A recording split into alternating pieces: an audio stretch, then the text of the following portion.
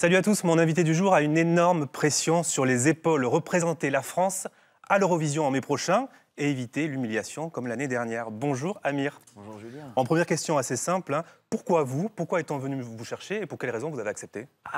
Il s'agit d'une chose qui, je crois, a été guidée par le ciel parce que ça ne faisait pas partie de mes projets de lancement, mais j'ai eu la chance de rencontrer quelqu'un qui s'appelle Eduardo Grassi.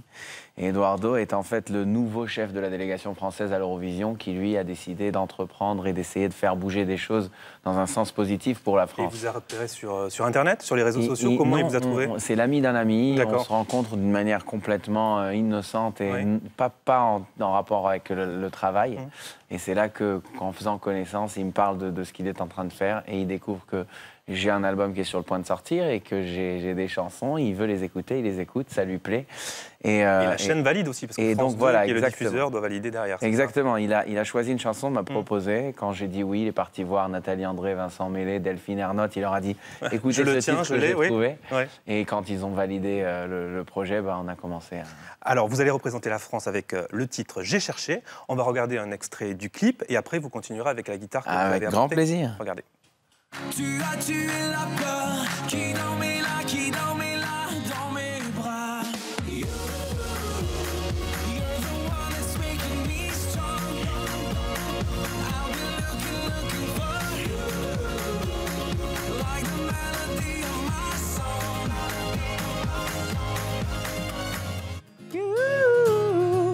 You're the one that's making me strong. I'll be looking for you, like the melody of my song. Bravo Amir, bon, c'est super efficace, c'est un titre qui marche très bien, à tel point que vous êtes l'un des favoris des bookmakers. Vous êtes deuxième juste derrière la Russie. Est-ce que c'est une bonne nouvelle ou vous craignez que cela ne vous porte un peu le mauvais œil là, dans quelques semaines? Je ne sais pas, j'essaye de ne pas être trop superstitieux par rapport à ça et en même temps, je n'ai pas envie d'être serein parce que c'est ce que les gens pensent du titre. Ça me flatte beaucoup, mais en même temps, on a tout approuvé le soir du 14 mai avec une prestation qui soit à la hauteur des attentes. Et je me focalise sur le travail, je pense que c'est ça le principe. Donc vous ne regardez pas ce qui se passe sur Internet, l'espèce d'engouement qu'il y a autour de vous? Vous le sentez quand même? Oui, parce qu'il y a les réseaux sociaux et je suis très investi dessus. Donc il y a des échos, mais j'essaye de me focaliser sur d'autres choses et pas sur les prédictions des gens. Alors ce qui est génial avec vous, Amir, c'est que vous avez démarré une véritable campagne sur les réseaux sociaux, dans les médias, à la télévision. Vous allez absolument partout. Est-ce qu'avoir une bonne chanson ne suffit pas, ou il faut faire aussi campagne comme pour les Oscars aux États-Unis? C'est la première fois qu'on voit ça en France, parce que généralement les candidats ils font pas le tour du monde avant de voir l'Eurovision. Premièrement, j'ai la chance d'avoir une très bonne équipe de promo et il y a des émissions qui m'invitent, donc j'y vais parce que... Et vous allez à l'étranger aussi? Je vais vous allez en Israël, vrai. Vous allez dans tous les pays qui vont voter demain à l'Eurovision. Alors, c'est pas une question de campagne, ce sont des concerts preview d'Eurovision où beaucoup de candidats viennent chanter. C'est génial parce qu'en même temps, comme je sors mon album, donc on a l'occasion de parler de tous mes projets. Et puis cette exposition-là, ça ne fait que du bien à un artiste en lancement. Donc je suis ravi de passer par cette case. Amir, est-ce qu'on peut gagner l'Eurovision en chantant français? Je pense qu'on peut gagner l'Eurovision en chantant dans toutes les langues du monde, du moment que la chanson est bonne et que la prestation est bonne et que ça plaît aux votants. Mais on dit souvent depuis plusieurs saisons que voilà, l'Eurovision, les chanteurs qui chantent français, c'est un handicap pour remporter la finale. D'ailleurs, dans votre titre, il y a plusieurs couplets en anglais. Je crois que vous en avez rajouté d'ailleurs, non, pour l'Eurovision? On n'a pas rajouté, on a ôté des parties, et notamment des parties en français.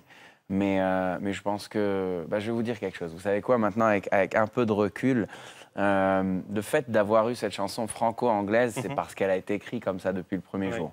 Donc là, c'est incontestable, c'est comme ça que j'ai voulu que la chanson soit depuis le départ, et elle a été amenée de cette manière à l'Eurovision. Oui, c'est vrai que c'est une première. En fait. Elle n'a pas été écrite pour l'Eurovision. Mais c'est une première qu'un titre avec un refrain en anglais vienne représenter la France, et ça nous a permis, de ce que je peux voir aujourd'hui par rapport au passage radio et passage dans les charts dans toute l'Europe, à des gens d'écouter la chanson parce qu'ils avaient reconnu un refrain en anglais qu'ils sont capables de chanter, mais en même temps, ils écoutent du français. C'est un point fort. Est-ce que, Amir, vous avez été aussi choisi pour votre physique? Bonne question. Moi, on ne m'a pas dit ça. J'espère que non, parce que j'espère qu'on se focalise sur le principal. Si je vous pose cette question, c'est parce que l'année dernière, Nathalie André, donc, qui est la directrice des divertissements de France 2, a dit « Ma connerie est d'y être allée avec une voix plutôt que d'y être allée avec Enrique Iglesias ». Je connais cette citation. Vous avez un petit air d'Enrique Iglesias, le comparatif, vite fait, quoi. Non, il est très beau, Enrique Iglesias, Mm. mais je pense que c'est aussi un Mais le très bon physique, chanteur. ça compte. Ça compte certainement, mais je passe plus de temps à travailler ma voix et à travailler mes prestations de scène que me soigner mes cheveux ou mon maquillage. D'accord. Je pense que c'est ça le principal. Hein. Est-ce que vous allez faire un vrai show avec des danseurs, une tenue un peu dingue? Est-ce que vous allez faire un vrai show? Parce qu'on sait que l'Eurovision, on gagne aussi pour ça, pour le show, pour la prestation. Est-ce que vous préparez un truc un peu... Alors oui, c'est sûr qu'on Ouais. essaye de faire une prestation des plus Ouais, spectaculaires. parce que la l'on scène va pourra. être grandiose. Hein. Et oui, Ouais. c'est une très très grande scène et on va faire au mieux pour l'habiller et pour impressionner tous les pays d'Europe. Après, Avec des danseurs? je ne peux pas en parler. C'est vrai Je ne peux pas en parler. C'est vrai que j'ai des danseuses Mais vous ne serez pas formidables. seuls tous sur scène. Il y aura des gens autour de Je ne vous. peux pas en parler non On plus. parie, C'est on parie vraiment que vous ne très serez pas secret. seul. Ouais. Mais sur les plateaux télé que Mm. je fais en France, en effet, j'ai de très très bonnes chanteuses que je salue et que j'aime beaucoup. Mm. Après, vous avez commencé par me demander si il va y avoir quelque chose d'un Mm. peu fou sur scène. C'était la couleur de l'Eurovision jusqu'à, à mon avis, il y a 5-6 ans de Mhm. ça. Aujourd'hui, c'est un concours de pop très soigné, Oui. très carré, avec des chansons que tout le monde pourrait écouter éventuellement en radio dans tous les pays d'Europe. La plupart sont en anglais, très modernes. Très professionnel. Ça commence, voilà, et ça Mm. commence à se ressembler de plus en plus. Les Mm. pays, en fait, amènent toutes plus ou moins un produit semblable et ressemblant. Beaucoup moins dans le côté cirque et dans Oui. le côté... Et c'est pourquoi je suis C'est très beaucoup fier moins de le faire folk, l'Eurovision évidemment. aujourd'hui. Voilà. Ouais. Bon, les concours, Amir, vous avez l'habitude, vous avez participé à The Voice, on le sait tous. Est-ce que c'était plus ou moins de pression, cette émission de télé-réalité sur TF1? C'était très différent. Ouais. Pour une simple raison, c'est qu'à l'époque, je venais pour défendre Amir et sa musique et sa personne, tandis qu'aujourd'hui, j'ai la pays. responsabilité d'avoir tout le drapeau français derrière moi. Et Grosse l'enjeu est pression, encore plus plus. important. Exactement, je l'avoue, c'est beaucoup moins égoïste Mm. de venir chanter pour l'Eurovision. J'espère que j'arriverai à rendre toutes ces personnes-là fières, et c'est mon but, en fait, de retourner et de les voir heureux et la tête haute de ce qui a pu leur arriver ce 14 mai sur scène. Et on travaille dur. On pour verra y ça. arriver. On dit souvent que les votes sont très politiques à l'Eurovision. Est-ce que selon vous, l'actualité dramatique qui a touché la France ces derniers mois avec les attentats pourrait jouer en notre faveur? Est-ce qu'un élan de solidarité peut se créer autour de la candidature française suite aux récents événements? Je ne sais pas si ça va jouer Ouais. directement. Je pense que si on fait quelque chose de catastrophique à l'Eurovision, d'ailleurs, Lisa Angel, je ne dis pas qu'elle a fait quelque chose de mal, mais en tout cas, elle a chanté juste après Charlie Hebdo. Charlie Hebdo. Ça aurait pu créer un Ça n'a pas engouement. joué. Elle est arrivée presque dernière. Donc, je pense que les gens jugent au-delà de ça. Par contre, ce qui est sûr, c'est que toute l'Europe se sent concernée. Et le fait d'avoir un Eurovision cette année où, très souvent, dans les interviews et dans les rencontres avec les autres représentants et les autres délégations, on parle du fait qu'on a envie de chanter pour la vie, chanter pour l'amour, montrer c'est quoi la vraie Oui. Europe, le vrai visage du fait que la musique n'a pas de frontières et que tout le monde s'aime. Je pense que l'Eurovision, Ça peut- globalement, représente justement un pied de nez Va apporter ces valeurs-là. à toutes ces choses-là qu'on a pu subir. Amir, vous êtes franco-israélien. Est-ce que vous comptez sur les voix d'Israël pour... Totalement. Ouais, totalement. Absolument. C'est pour ça que vous avez fait une petite tournée promo là-bas, justement, pour Je suis pour allé sensibiliser le public israélien à votre candidature. Ouais. On peut dire ça comme ça, mais il y a eu 19 autres candidats qui sont venus avec moi à Tel Aviv. Par contre, c'est vrai que j'ai ressenti que les personnes là-bas se sentent plus proches de moi parce qu'on a beaucoup plus de points communs. Et oui, je compte Oui, vous sur eux, comptez je serais sur- très vous déçu comptez s'ils ne sur- m'apportent pas leur vote. Sur leur vote. Amir, je vous propose de terminer par un petit quiz sur l'Eurovision. Je veux tester vos connaissances, pour Waouh, voir si ça- vous connaissez bien le concours. Essayons. Voilà. En quelle année a été créé le concours? Est-ce que vous le savez? 1956. Parfait. Un point gagné par la Suisse avec une chanson en langue française, comme quoi ça peut marcher. Quand la France a-t-elle gagné l'Eurovision pour la dernière fois? Donc ça, c'est 1977, très Marie-Myriam, facile. L'Oiseau et l'Enfant. Bravo, 2 points. Au total, la France a gagné 5 fois depuis la création sais. du concours.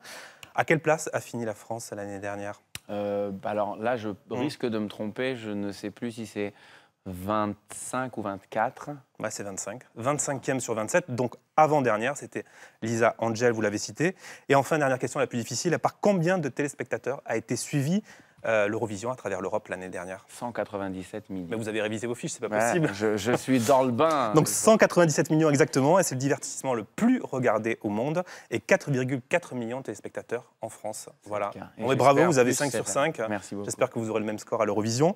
Alors on vous souhaite évidemment bonne chance, et c'est pour le 14 mai, ce sera en direct sur France 2, c'est ça, en première partie de soirée. Ce sera face à The Voice, c'est sur TF1, il faut le savoir. Voilà. vrai. Il y aura aussi les demi-finales le 10 et le 12 février. février, mai, qui seront également diffusés sur France 2.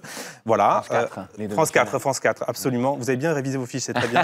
Donc merci beaucoup Amir, on vous souhaite bonne chance. Votre album qui sort quelques jours avant, je crois, c'est ça? Oui, le 29 avril. Ouais, c'est ça, le 29 avril. Au cœur de moi. Ok, super. Bah, écoutez, bonne chance pour l'album. Merci Julien. Dimanche, Thomas Hugues reçoit Christine O'Krent, c'est à 12h35 sur France 5, évidemment. Oui, bon week-end à tous, merci.